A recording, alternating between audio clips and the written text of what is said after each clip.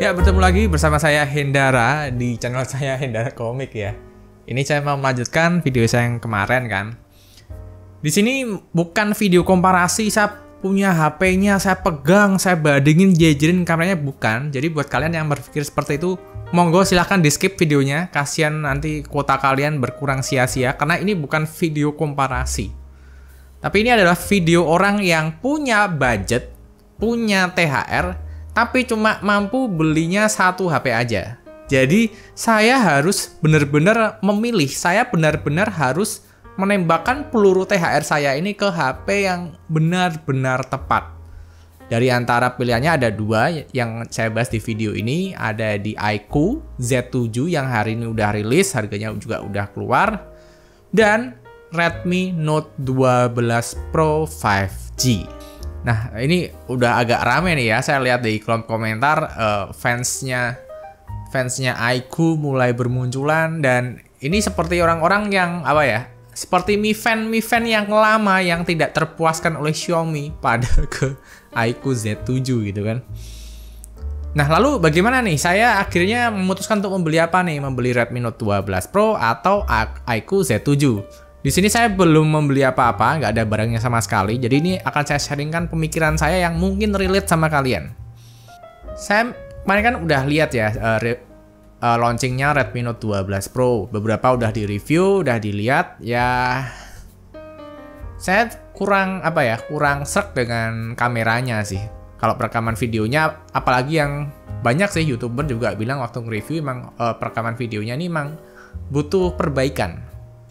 Nah, lalu saya menunggu nih, iQOO Z7 nih harga berapa nih? Penentuannya kan ada di sana.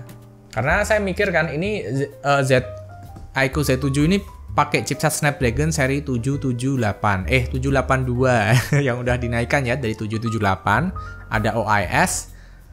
Terus RAM-nya 12 GB. Harganya aku kira bakal di bawahnya Redmi Note ya, tapi ternyata di atasnya dikit sih, atau mungkin bisa kalian bilang sama lah. Tapi saya expect dia ada di bawah sih sebetulnya, karena sunatannya cukup banyak sih. Ada layarnya IPS, ada bodinya masih plastik gitu kan, nggak ada kamera ultra wide, perekaman kamera depannya belum ada kestabilan, dan saya nggak yakin ya di price point harga segitu iQOO bisa memberikan update kestabilan di kamera depan. Saya ragu sih. Tapi kalau iQOO bisa, mantap. Jadi saya bingung nih, aduh yang ini minus di sini, yang Redmi minus di sana gitu kan. Saya harus memilih nih. Saya harus memilih apa sih yang mau saya beli. Jadi ketika kita ngomongin Redmi Note 12 Pro dan iQOO Z7, ini kayak kalian tuh seperti seorang pengemudi mobil gitu loh. Nah, iQOO Z7 ini adalah kalian yang lagi naik mobil di tanjakan yang tinggi, lagi naik ke gunung gitu kan. Nah, naiknya tiba-tiba kayak, waduh, kok makin berat, kita perlu performa. Langsung si pengemudinya matiin AC-nya, matiin audionya, matiin multimedianya, biar semua tenaganya itu terarah ke engine-nya, biar engine-nya bisa muter lebih keras lagi, muter roda biar bisa makin nanjak lagi. Nah, itu adalah gambaran dari iQOO Z7. Nah, kalau di Redmi Note 12 Pro gambarannya kayak orang yang naik mobil juga. Dia juga nanjak, cuma tanjakannya tuh nggak ekstrim gitu, nggak curam. Jadi, ketika dalam perjalanan tersebut, dia juga masih bisa jalan. Dia masih bisa nanjak, walaupun emang nggak kenceng-kenceng banget jalannya. Walaupun emang tanjakannya, medannya tuh nggak securam yang si iQOO Z7 itu ya. Tapi di dalam perjalanan, dia masih bisa nikmatin AC. Dia masih bisa nikmatin audio, multimedia, nonton film. Nah, seperti itu. Jadi kita nggak bisa bilang yang bener ini, yang salah ini. Ini bener-bener preferensi kalian masing-masing gitu loh. Kalau kalian memang berada di jalan nanjak ya memang segala power difokuskan ke engine. Nah, tapi kalau kalian di jalanan rata kan nggak mungkin kan kalian matiin AC biar mobilnya kenceng. Nggak usah kenceng-kenceng karena ini jalan rata, santai aja gitu.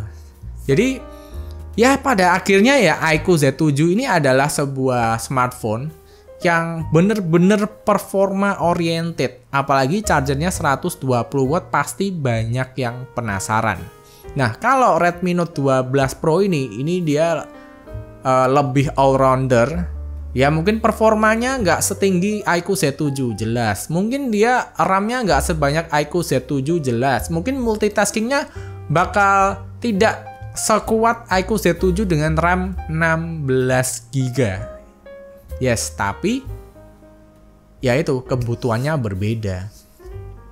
Karena kalau kita ngomongin iQOO Z7 memang menarik ya. Kita sebagai user yang punya duit 4 jutaan, kita tuh diberi kesempatan untuk bisa mencicipi gimana sih rasanya pakai HP yang RAM-nya 16 GB. Biasanya itu RAM segede itu cuma ada di handphone-handphone harga yang 9 juta ke atas. Mahal-mahal gitu loh. Lalu juga charger 120 watt. Biasanya tuh cuma bisa dinikmatin ya di HP-HP harga 5 juta ke atas ya, tapi ini bisa di 4 jutaan gitu loh. Jadi memang ini menarik banget si iQOO Z7.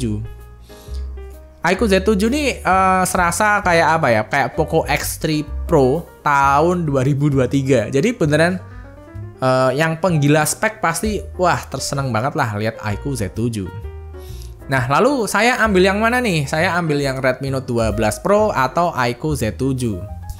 Nah, saya mikir-mikir lagi tadi sambil lihat reviewnya, kan udah kelihatan harganya juga ya. Saya lihat reviewnya, saya perhatiin hasil kameranya di beberapa channel. Kadang ada yang bagus, kadang ada yang ya sesuai harga sih. Saya juga nggak bisa bilang bagus-bagus amat, cuma ya Snapdragon gitu loh. Tapi ketika saya mau berjalan menuju ke iQOO, saya mikir gitu kan. Oke lah, ini performanya kenceng, 16 GB RAM-nya gitu kan. Cuma kalau dibandingkan dengan Dimensity 1080 yang RAM-nya 8 GB, jelas menang iQOO Z7. Tapi jaraknya sejauh apa sih gitu loh. Apakah jaraknya sampai jauh banget? Saya rasa enggak gitu loh. Lalu kalau kita ngomongin performa dari iQOO Z7 ya, orang yang bisa mengeluarkan harga 4,5, 4,6 juta untuk sebuah smartphone.